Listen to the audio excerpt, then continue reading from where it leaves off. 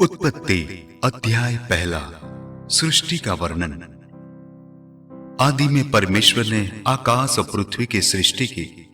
पृथ्वी बेडौल और सुनसान पड़ी थी और गहरे जल के ऊपर अंधियारा था तथा परमेश्वर का आत्मा जल के ऊपर मंडराता था।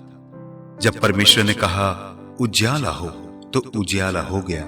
और परमेश्वर ने उजियाले को देखा कि अच्छा है, और परमेश्वर ने उजियाले को अंधियारे से अलग किया।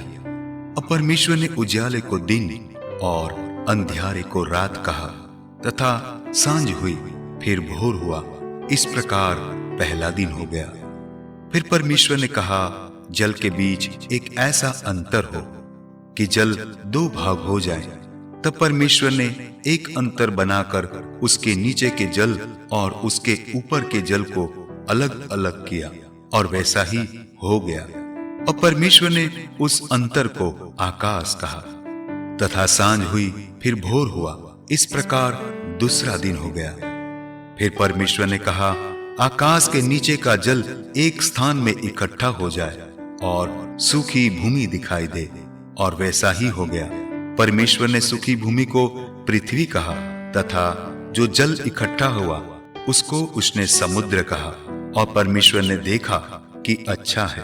फिर परमेश्वर ने कहा पृथ्वी से हरी घास तथा बीज वाले छोटे छोटे पेड़ और फलदायी वृक्ष भी, जिनके बीज उन्हीं में एक एक की जाति के अनुसार है, पृथ्वी पर उगे, और वैसा ही हो गया। इस प्रकार पृथ्वी से हरी घास और छोटे छोटे पेड़, जिनमें अपनी अपनी जाति के अनुसार बीज होता है, और फलदायी वृक्ष, जिसके बीज एक एक की जाति के अनुसार उन्हीं में होते हैं, उगे। और परमेश्वर ने देखा कि अच्छा है।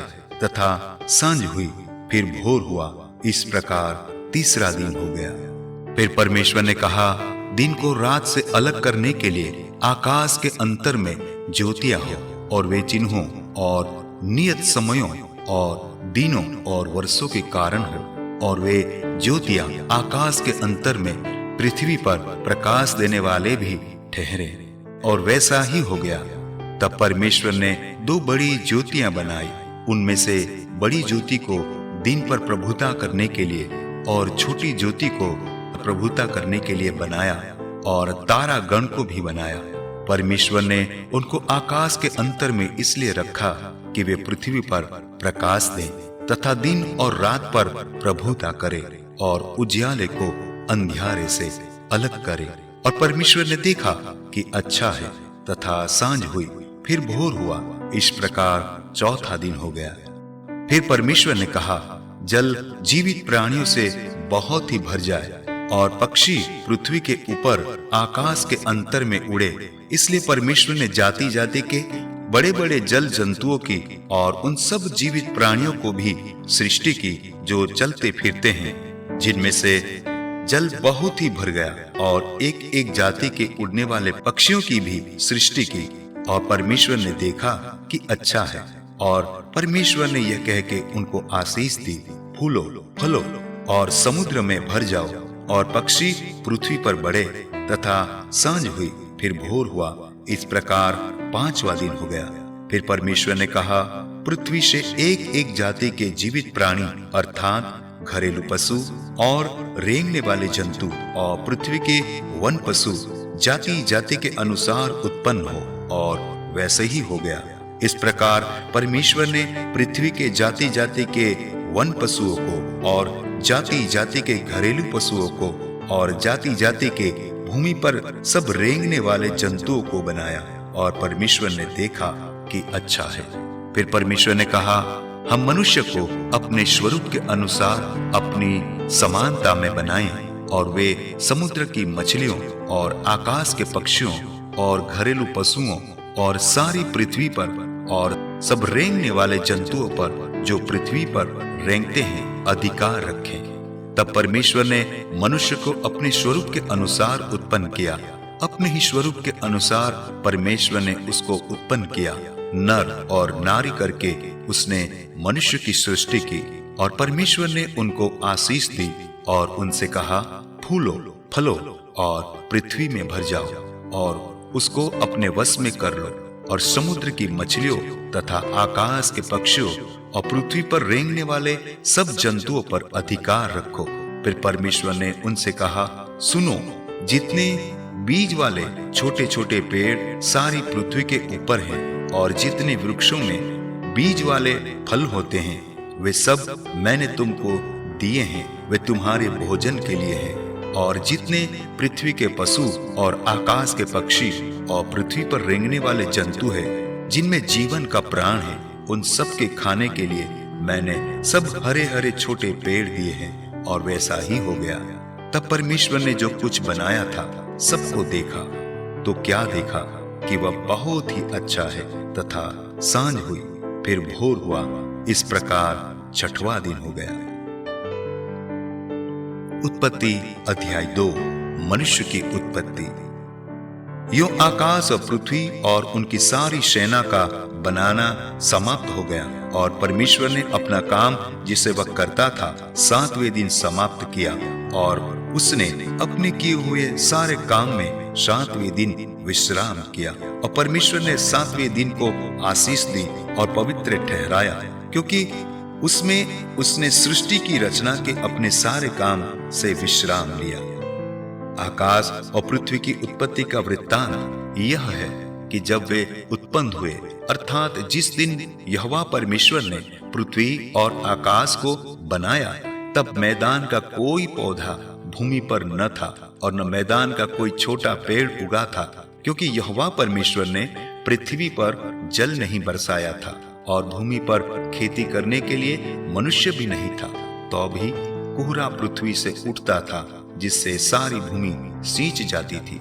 तब यहोवा परमेश्वर ने आदम को भूमि की मिट्टी से रचा और उसके नथनों में जीवन का श्वास फूंक दिया और आदम जीवित प्राणी बन गया।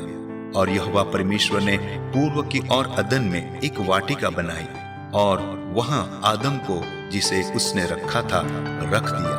और यहोवा परमेश्वर ने भूमि से सब भांति के वृक्ष और जो देखने में मनोहर और जिनके फल खाने में अच्छे हैं उगाए, और वाटिका के बीच में जीवन के वृक्ष को और भले या बुरे के ज्ञान के वृक्ष को भी लगाया। उस वाटिका को सींचने के लिए एक महानदी अदन से निकली और वहां से आगे बढ़कर 4 धाराओं में बट गई। पहली धारा का नाम पिशोन है। यह वही है जो हवीला नाम के सारे देश को, जहां सोना मिलता है, घेरे हुए हैं। उस देश का सोना चोखा होता है। वहां मोती और सुलेमानी पत्थर भी मिलते हैं। दूसरी नदी का नाम गिहोन है। यह वही है जो कूश के सारे देश को घेरे हुए हैं। और तीसरी नदी का नाम हिद्देकेल है। वह यही है जो असूर के पूर्व की ओर बहती है। और चौथी नदी का नाम फरात है। तब यहोवा परमेश्वर ने आदम को लेकर अदन की वाटिका में रख दिया कि वह उसमें काम करे और उसकी रक्षा करे। और यहोवा परमेश्वर ने आदम को यह आज्ञा दी, तू वाटिका के सब वृक्षों का फल बिना खटके खा सकता है, पर भले या बुरे के ज्ञान का जो वृक्ष है उसका फल तू कभी न खाना, क्योंकि जिस दिन तू उसका फल खाएगा उसी दिन अवश्य मर जाएगा।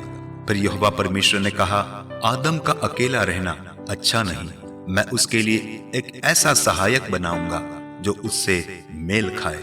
और यहोवा परमेश्वर भूमि में से सब जाति के बनेले पशुओं और आकाश के सब भांति के पक्षियों को रचकर आदम के पास ले आया कि वे देखे कि वह उसका क्या क्या नाम रखता है। और जिस जिस जीवित प्राणी का जो जो नाम आदम ने रखा वही उसका नाम हो गया। अतः आदम ने सब जाति के घरेलू पशुओं और आकाश के पक्षियों और सब जाति के बनेले पशुओं के नाम रखे, परंतु आदम के लिए कोई ऐसा सहायक न मिला जो उससे मेल खा सके। तब यहोवा परमेश्वर ने आदम को भारी नींद में डाल दिया और जब वह सो गया तब उसने उसकी एक पसली निकालकर उसकी जगह मांस भर दिया। और यहोवा परमेश्वर ने उस पसली को जो उसने आदम में से निकाली थी स्त्री बना दिया और उसको आदम के पास ले आया। तब आदम ने कहा, अब यह मेरी हड्डियों में की हड्डी और मेरे मांस में का मांस है, इसलिए इसका नाम नारी होगा, क्योंकि यह नर में से निकाली गई है। इस कारण पुरुष अपने माता पिता को छोड़ अपनी पत्नी से मिला रहेगा और वे एक ही तन बने रहेंगे। आदम और उसकी पत्नी दोनों नंगे थे पर लजाते न थे। उत्पत्ति अध्याय 3, मनुष्य के पापी हो जाने का वर्णन।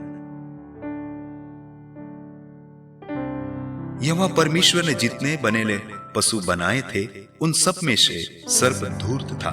उसने स्त्री से कहा, क्या सच है कि परमेश्वर ने कहा तुम इस वाटिका के किसी वृक्ष का फल न खाना? स्त्री ने सर्प से कहा, इस वाटिका के वृक्षों के फल हम खा सकते हैं, पर जो वृक्ष वाटिका के बीच में है उसके फल के विषय में परमेश्वर ने कहा है कि न तो तुम उसको खाना और न उसको छूना, नहीं तो मर जाओगे। तब सर्प ने स्त्री से कहा, तुम निश्चय न मरोगे, परंतु परमेश्वर आप जानता है कि जिस दिन तुम उसका फल खाओगे उसी दिन तुम्हारी आंखें खुल जाएगी और तुम भले बुरे का ज्ञान पाकर परमेश्वर के तुल्य हो जाओगे। अतः जब स्त्री ने देखा कि उस वृक्ष का फल खाने के लिए अच्छा और देखने में मन भाव और बुद्धि देने के लिए चाहने योग्य भी है, तब उसने उसमें से तोड़कर खाया और अपने पति को भी दिया और उसने भी खाया। तब उन दोनों की आंखें खुल गई और उनको मालूम हुआ कि वे नंगे हैं, इसलिए उन्होंने अंजीर के पत्ते जोड़ जोड़ कर लंगोट बना लिए। तब यहोवा परमेश्वर जो दिन के ठंडे समय वाटिका में फिरता था का शब्द उनको सुनाई दिया। तब आदम और उसकी पत्नी वाटिका के वृक्षों के बीच यहोवा परमेश्वर से छिप गए। तब यहोवा परमेश्वर ने पुकार कर आदम से पूछा, तू कहाँ है? उसने कहा, मैं तेरा शब्द बारी में सुनकर डर गया, क्योंकि मैं नंगा था इसलिए छिप गया। उसने कहा, किसने तुझे बताया कि तू नंगा है? जिस वृक्ष का फल खाने की मैंने तुझे मना किया था, क्या तूने उसका फल खाया है? आदम ने कहा, जिस स्त्री को तूने मेरे संग रहने को दिया है उसी ने उस वृक्ष का फल मुझे दिया और मैंने खाया। तब यहोवा परमेश्वर ने स्त्री से कहा, तूने यह क्या किया है? स्त्री ने कहा, सर्प ने मुझे बहका दिया, तब मैंने खाया। तब यहोवा परमेश्वर ने सर्प से कहा, तूने जो यह किया है इसलिए तू सब घरेलू पशुओं और सब बनेले पशुओं से अधिक शापित है। तू पेट के बल चला करेगा और जीवन भर मिट्टी चाटता रहेगा। और मैं तेरे और इस स्त्री के बीच में और तेरे वंश और इसके वंश के बीच में बैर उत्पन्न करूंगा। वह तेरे सिर को कुचल डालेगा और तू उसकी एड़ी को डसेगा। फिर स्त्री से उसने कहा, मैं तेरी पीड़ा और तेरे गर्भवती होने के दुख को बहुत बढ़ाऊंगा। तू पीड़ित होकर बालक उत्पन्न करेगी और तेरी लालसा तेरे पति की ओर होगी और वह तुझ पर प्रभुता करेगा। और आदम से उसने कहा, तूने जो अपनी पत्नी की बात सुनी और जिस वृक्ष के फल के विषय में मैंने तुझे आज्ञा दी थी कि तू उसे न खाना, उसको तूने खाया है, इसलिए भूमि तेरे कारण शापित है। तू उसकी उपज जीवन भर दुख के साथ खाया करेगा और वह तेरे लिए कांटे और मुठ कटारे उगाएगी और तू खेत की उपज खाएगा और अपने माथे के पसीने की रोटी खाया करेगा और अंत में मिट्टी में मिल जाएगा, क्योंकि तू उसी में से निकाला गया है। तू मिट्टी तो है और मिट्टी ही में फिर मिल जाएगा। आदम ने अपनी पत्नी का नाम हव्वा रखा, क्योंकि जितने मनुष्य जीवित थे उन सब की आदि माता वही हुई। और यहोवा परमेश्वर ने आदम और उसकी पत्नी के लिए चमड़े के अंगरखे बनाकर उनको पहना दिए। फिर यहोवा परमेश्वर ने कहा, मनुष्य भले बुरे का ज्ञान पाकर हम में से एक के समान हो गया है, इसलिए अब ऐसा न हो कि वह हाथ बढ़ाकर जीवन के वृक्ष का फल भी तोड़ के खा ले और सदा जीवित रहे। इसलिए यहोवा परमेश्वर ने उसको अदन की वाटिका में से निकाल दिया कि वह उस भूमि पर खेती करे जिसमें से वह बनाया गया था। इसलिए आदम को उसने निकाल दिया और जीवन के वृक्ष के मार्ग का पहरा देने के लिए अदन की वाटिका के पूर्व की ओर करूबों को और चारों ओर घूमने वाली ज्वालामयी तलवार को भी नियुक्त कर दिया।